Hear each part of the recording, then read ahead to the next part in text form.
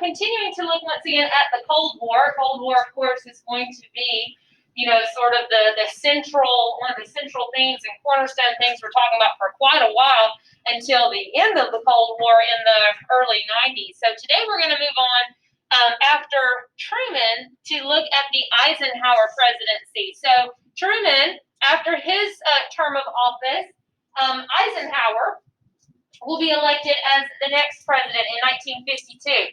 Now, Eisenhower, we've mentioned him before. He should be a somewhat familiar name. What do we remember about Eisenhower? Who is he, or was he?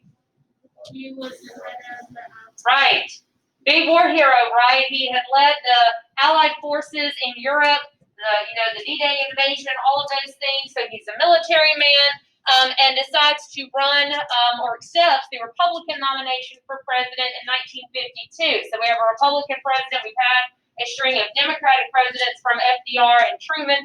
So quite a long time, and now we're seeing a Republican administration take control once again.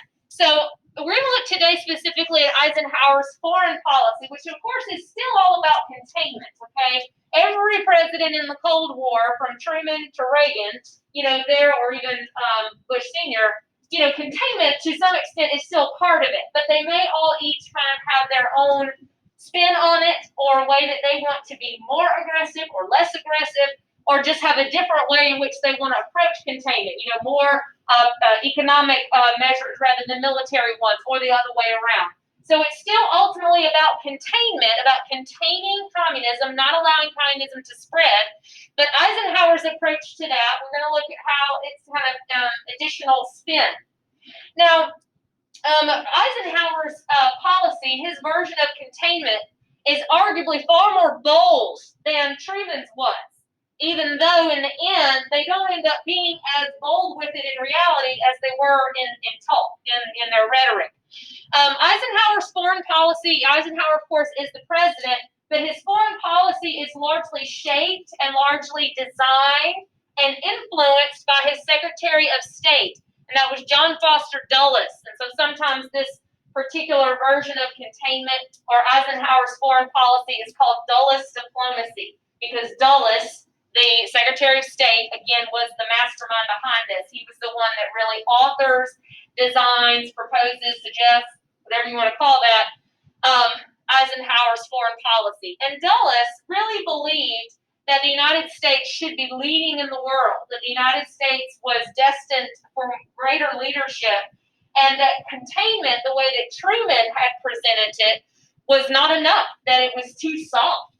That Truman's way of handling communism was not near aggressive enough. So this is going to be a much more aggressive approach to it.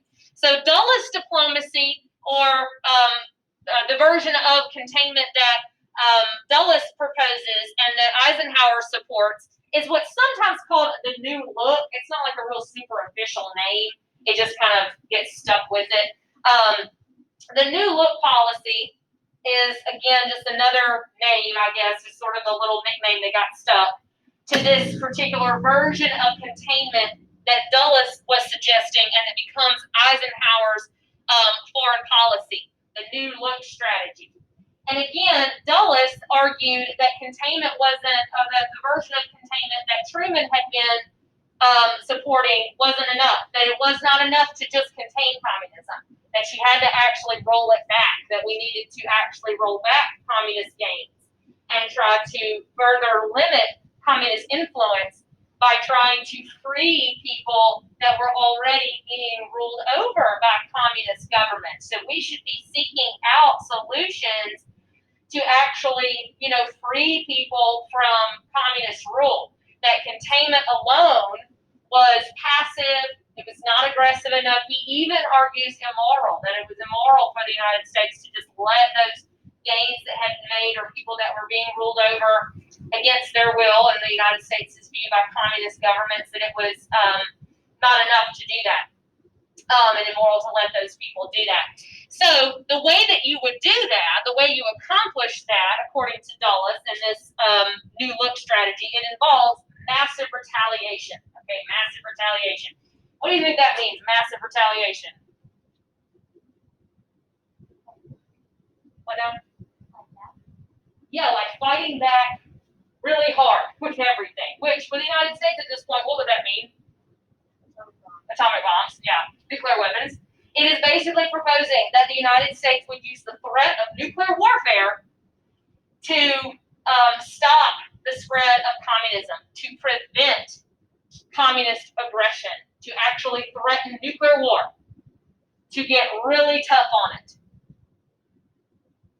to play up or to utilize or rather take advantage of the fact that early on, that at this point, the United States, even though the Soviets were starting to develop nuclear weapons, the United States still had the upper hand in that technically, and to use that threat, since the United States was one of the only countries in the world that could make such a threat of nuclear weapons, to use that as a deterrent, that we use maximum deterrence to prevent communist gains.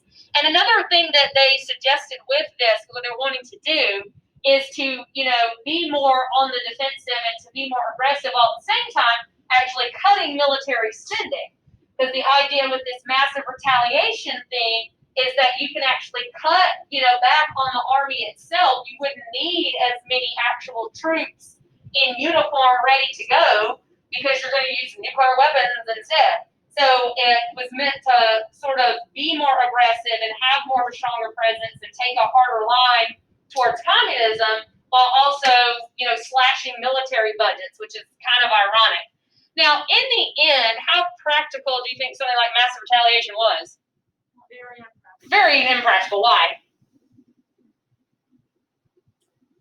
What makes this impractical? The Soviets were almost done or already done with their atomic weapons. Yes, and Soviets start developing atomic weapons about the same time. So one, this initiates a big arms race, nuclear arms race with the Soviets. Why else would it be impractical or rather unlikely that the United States is going to use massive retaliation? Yeah, because, nuclear war is that's no joke. It's sort of you're really going to use atomic bombs against, this tiny little country or these people or, even sometimes truly legitimately elected governments that just happen to be communist. You're going to launch atomic weapons against those people.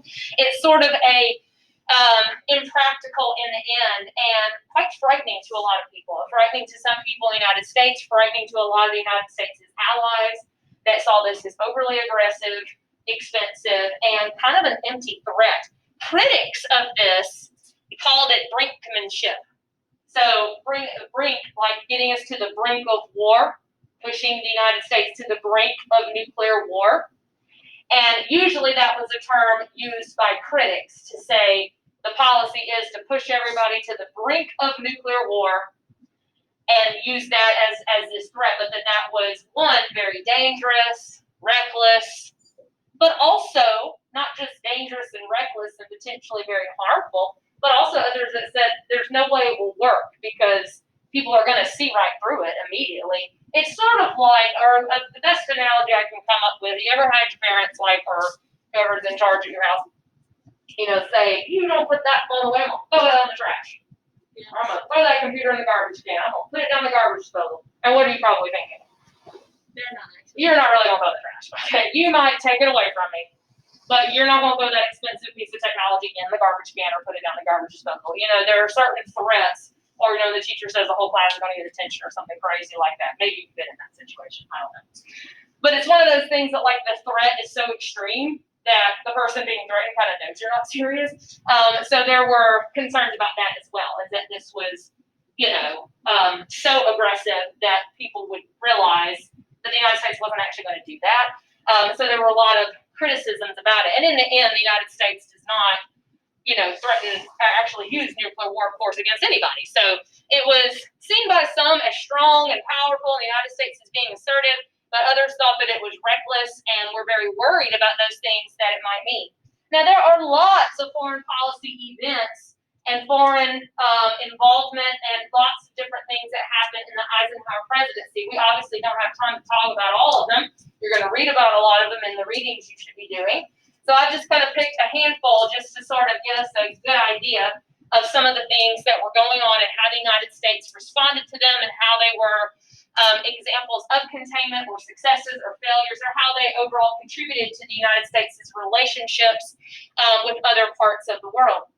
Now, one thing that you'll start to see more of or start to see really at all in the post-World World War II world is the United States being involved in multiple, beginning with the Eisenhower administration, multiple covert actions throughout the world. What is a covert action? Undercover, secretive, okay? You will see the United States using more secret operations to undermine communist governments and to try to enforce containment. Interestingly, one of the consequences of World War II, I mentioned that, the world order changes and, the European powers like Britain and France and some others had been for centuries, kind of the decision makers of the world. But that power was diminished as a result of World War II. And so you start to see an end to those imperialistic colonial powers of Europe. And that means we're starting to see by this time a gradual end of colonialism. And so a lot of areas in Africa, in Asia, and places like that had been colonized by Britain, by France, by Germany, by the Netherlands, whoever, a lot of those places are becoming independent. And that is leading to a lot of instability. So you have a lot of these countries that are throwing off colonial rule and they are seeking independence. But a lot of the time, as a consequence of that colonialism, they weren't very economically stable. They weren't very politically stable. They had not developed economic infrastructure of their own that was all based off of, European colonialism. So those countries, those new areas, that are becoming free, they needed assistance, in order to get on their feet, in order to maintain power, in order to build infrastructure and get their economies moving and really be a thriving, independent country. Well, where were they going to get assistance from? Either the U.S. or the Soviet Union. So you see that all of this, what the third world essentially becomes a battleground of the Cold War, because these newly elected, newly freed territories, provinces, countries, whatever, are trying to gain assistance, and they will get that assistance from whoever's willing to give it, and so all these kind of become a competition. So there are multiple places where the United States has an interest in some of these areas because they don't want them to fall to communism, or they don't want them to fall under the influence of the Soviet Union and all of that. One such area was Iran. And I talk about this one because this has an effect of some things that happen later on. We'll see Iran come up again, and we kind of need to understand the background of how the United States got involved in this and where some of these ill feelings came from. In Iran, the United States initiated a covert operation, a CIA operation, to overthrow the government of Iran, which the United States didn't like. The United States was afraid that government was becoming increasingly communist, did not want them to warm up or buddy up to the Soviet Union. And so the CIA, which of course Central Intelligence Agency, the spy agency, did this undercover secretive operation unknown to the American public, of course, to undermine and overthrow that government and install a pro-American government led by the Shah of Iran. The Shah of Iran was sort of put in place as the leader of the Iranian government, not because he was necessarily democratic, because it wasn't. The man's a dictator, quite a brutal one, but pro-American, pro-West, end up making alliances with the West, promising to, give the United States what it wants, including cheaper oil. But not necessarily a democracy. So that's one major instance in which the United States got involved to secretly overthrow a legitimately elected government in order to maintain certain influence or keep the Soviets from having certain influence. Now keep that in mind, because we'll see it again a little bit later, because this eventually leads to serious resentment. Ever wonder why Iran hates the United States? It's one of the big reasons. And so eventually we'll see this government overthrown in Iran, in a very anti-American revolution in Iran, and a very anti-American sentiment throughout Iran, which remains till now because of that. And there were other covert operations like this in place, some in Central America, other places. The success, or the seeming success, of the operation in Iran led or encouraged Eisenhower to undertake more of those kind of covert operations. So you see it happen in several other places. So the Cold War has actually caused the United States now to get involved in secretly overthrowing legitimate elected governments in order to prevent communism from spreading.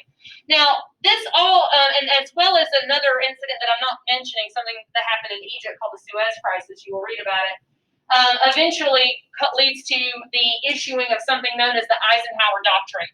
The Eisenhower Doctrine specifically pertaining to the Middle East. The Eisenhower Doctrine basically stated that the United States would support Middle Eastern countries fighting communism. So the United States will support Middle Eastern countries fighting communism. So the Middle East, like Iran, is becoming a concern for the United States, not wanting that to fall into the hands of communism. And what interest, other than just the debate and the concern we know about the United States not wanting communism to spread, why specifically the Middle East would the United States be real concerned about that? About those areas not coming under Soviet influence?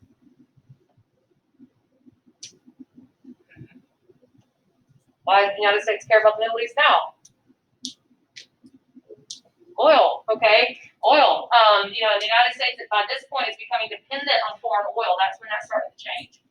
Where the United States is no longer able to produce enough oil on its own to satisfy the needs. Remember, what do a lot of people have more of in the United States by this time? Cars, and they are commuting back and forth to work more, and they're living in the suburbs. Greater dependence on oil. Therefore, the United States has a much more vested interest in what happens in the Middle East and making sure that those countries do not fall to communism and do not fall under the umbrella of the Soviet Union, under the influence of the Soviet Union, and therefore cutting off or limiting the United States' access to oil. However, in the Middle East, it really turns out that it's not communism that is the thing that really threatens the United States' interests, but nationalism. It's not really the communists that ever had too much success in the Middle East. Is nationalism, or what I mean by that is countries like Iran, Saudi Arabia, all of them saying, we don't want anything to do with either of you. We don't want to be influenced by anybody. We want to be our own. We want everybody to leave us alone. And, we can have our own, we're going to be powerful and have influence on our own terms, not because we're following you or anybody else. And we see that nationalism starting to kick up, and that was part of what caused some of the problems, including some of the ones I'm not discussing here, like the Suez Crisis, had to do with nationalism. An example of that also, and another something that we kind of just need to understand now because it will come back up later, we're seeing that Middle Eastern nationalism show up in a number of ways, including the formation of OPEC in 1960. OPEC is a term I bet a lot of you have heard, but may not know what it means, or what it's all about. OPEC, it stands for the Organization of Petroleum Exporting Countries. What is petroleum? Oil, what we've been refined to make gasoline and other kind of things. So it's an organization, it's a cartel basically, between mostly Middle Eastern nations like Iran, Saudi Arabia. You don't necessarily know exactly which countries are in it, Kuwait, Iraq, as well as Venezuela, which is a South American country but a major oil exporter. This is them gathering together to form a giant cartel, basically like a big company, to control oil and to sell oil, control the oil prices. So again, it was not really the threat of communism that worried the United States eventually when it came to the Middle East, but Middle Eastern countries basically standing on their own 2 feet and saying, we don't want to be influenced by either of you. So in order to prevent their oil supply and all of that being manipulated or controlled by the United States, by the Soviet Union, by Britain, France, or anybody, they band together to form OPEC. And OPEC is still what sets the oil prices. If you listen to the news sometimes, it'll talk about, OPEC changed the price of a barrel of oil up, down, whatever. They pretty much, the United States is pretty much at the mercy of what OPEC decides as far as prices of oil and all of that. So we'll see that come back up a little bit later, particularly in the 1970s, when we'll see OPEC actually issue an embargo against the United States for oil. All right.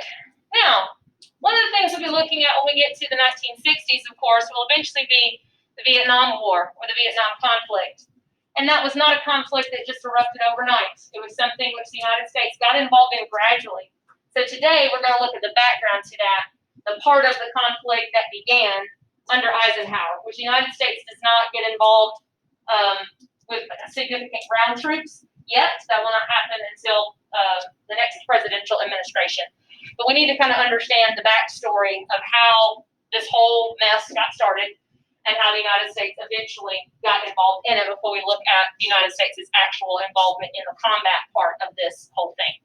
So Vietnam, first we need to understand this again is part of the world, in this case Southeast Asia, that for a long time these had been colonies, it had been ruled over by those powerful European countries. In the case of Vietnam, they had been a French colony for a long time, for centuries, French Indochina. So French Indochina is what Vietnam used to be during the era of colonialism. And actually that included, French Indochina would have included even more than just Vietnam. It would have included what's now Cambodia and Laos and those areas. So that was French Indochina. It had been ruled over by the French for quite some time. And eventually, the Second World War started to, destabilize French control over French Indochina. And then a war ensued there for many, many years as the Vietnamese people start trying to throw out the French, start trying to fight for their independence, start fighting for their own autonomy. They don't want to be ruled over by anybody. And so a war began as early as the 1940s to try to push the French out of French Indochina. And emerging in this fight for their independence was Ho Chi Minh.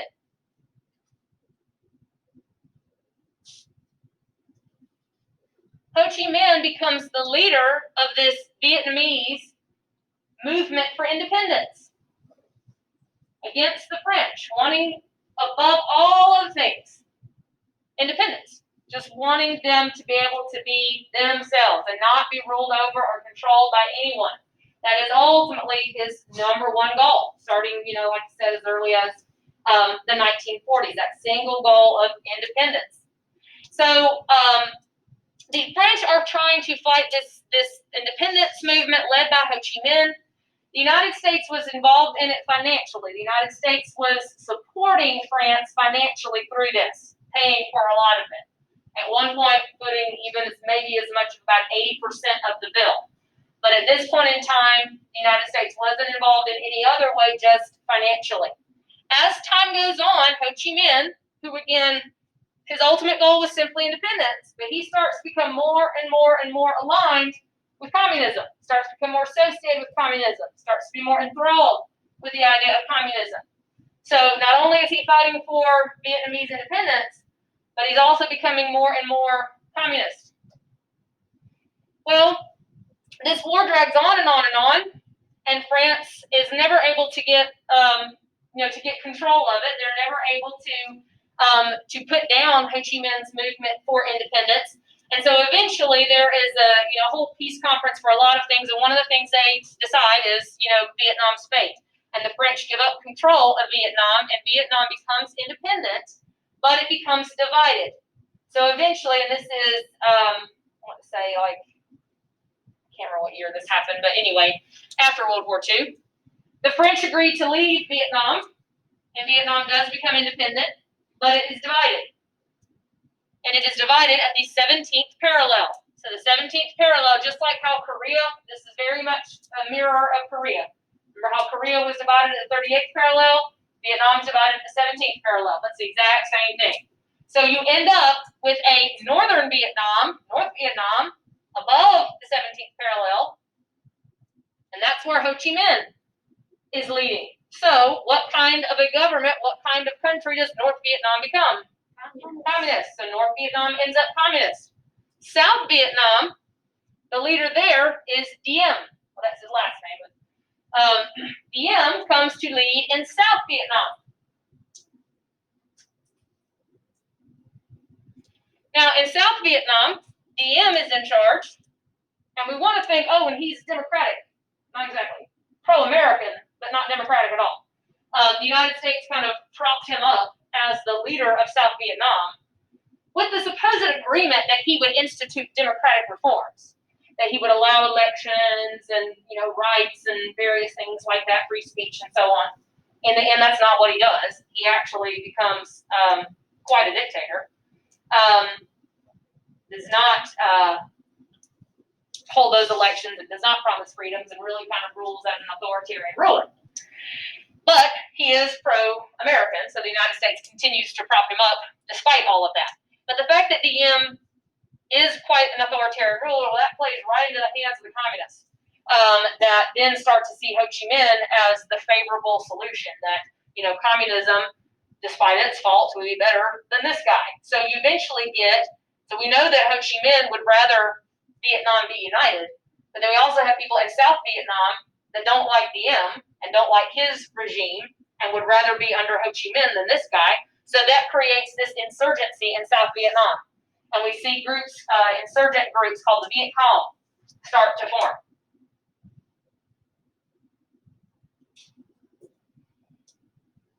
So the Viet Cong, these are South Vietnamese guerrillas.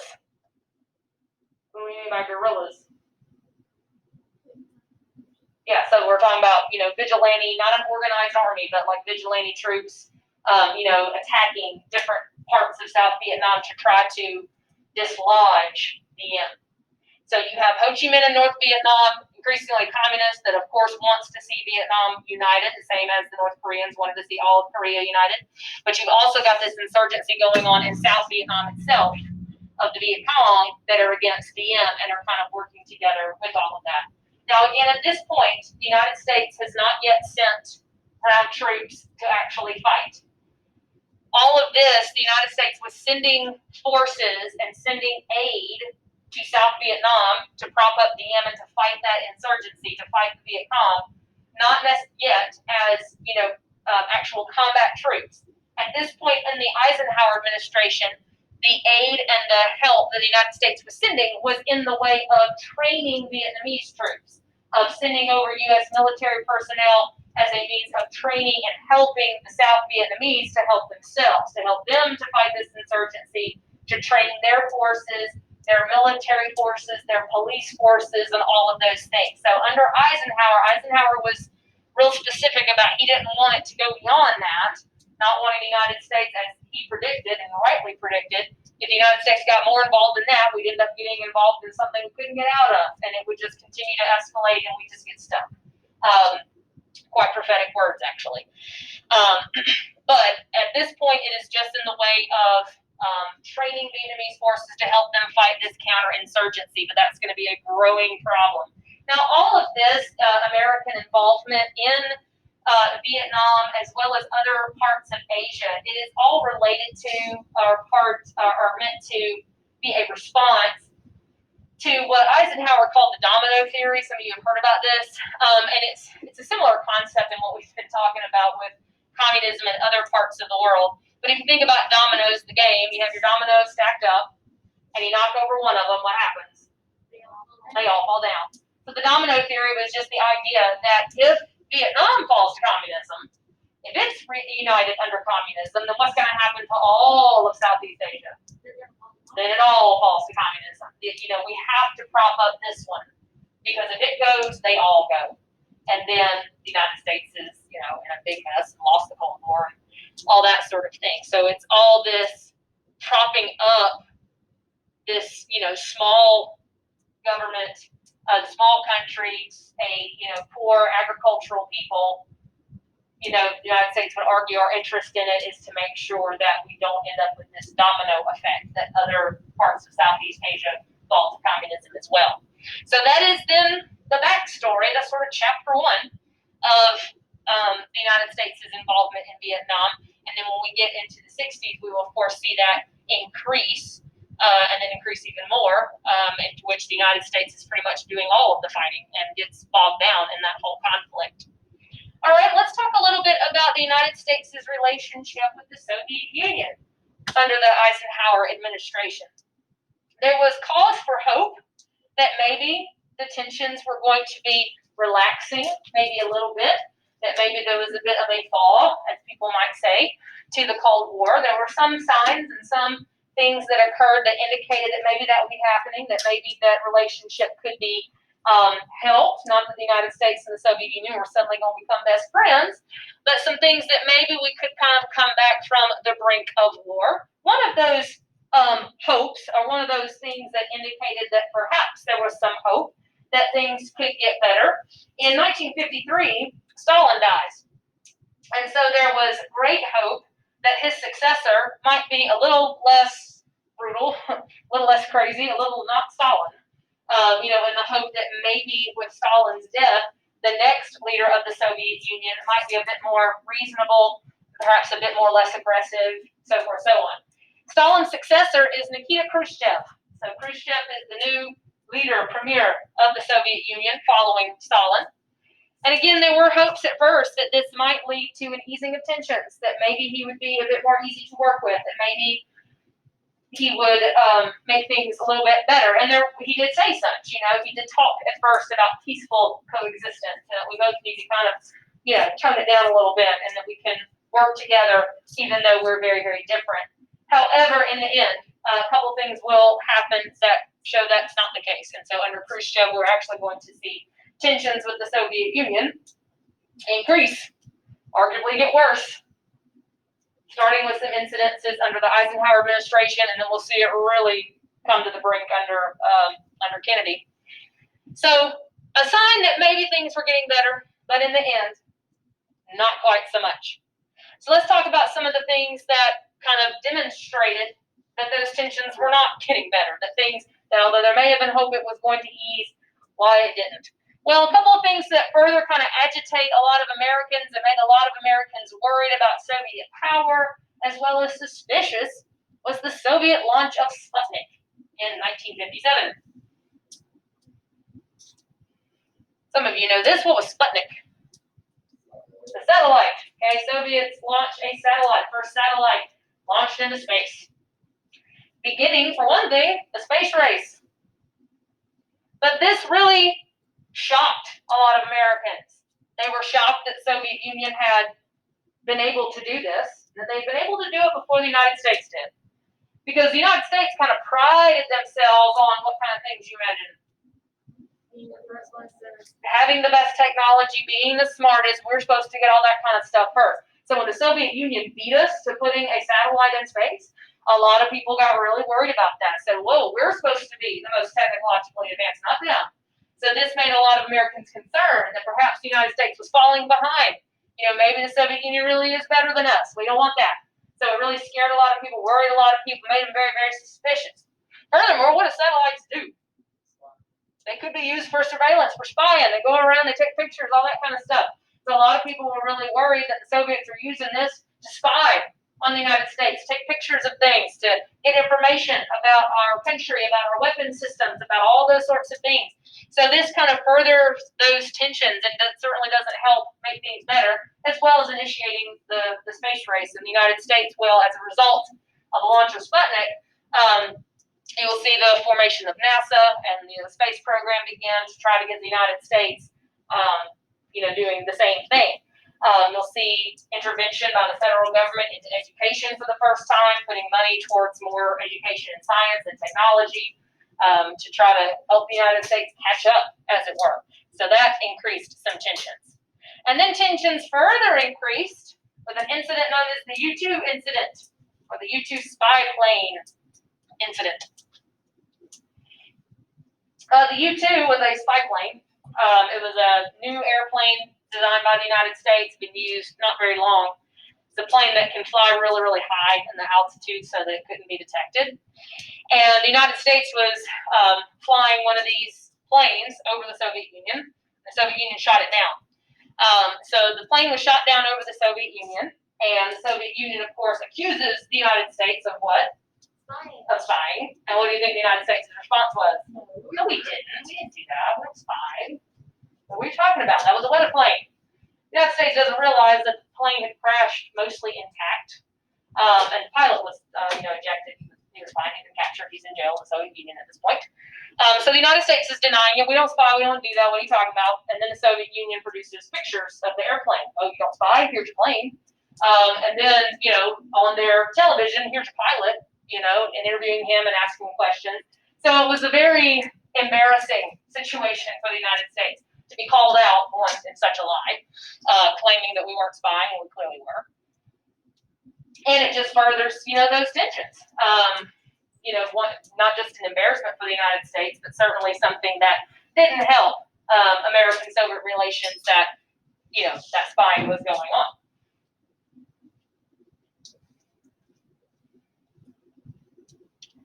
And another, although it won't take place in the Soviet Union, something that definitely further deteriorates the relationship between the United States and the Soviet Union is developments in Cuba.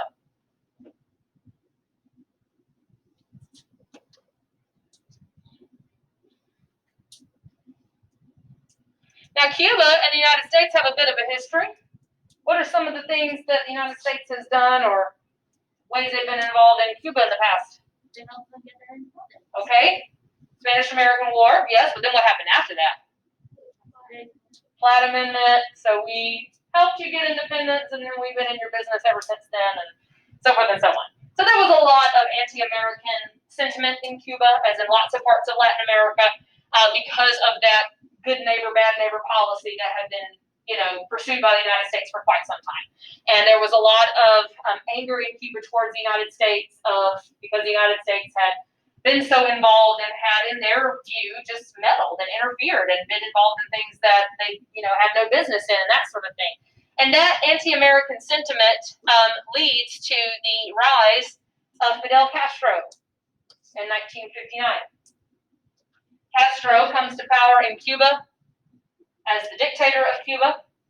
And at the time when he was fighting for power, fighting against the American-backed government, the guy's name was Batista. He was the leader of Cuba that was pro-America, and the United States was trying to prop up, and then Castro is leading this revolution against him.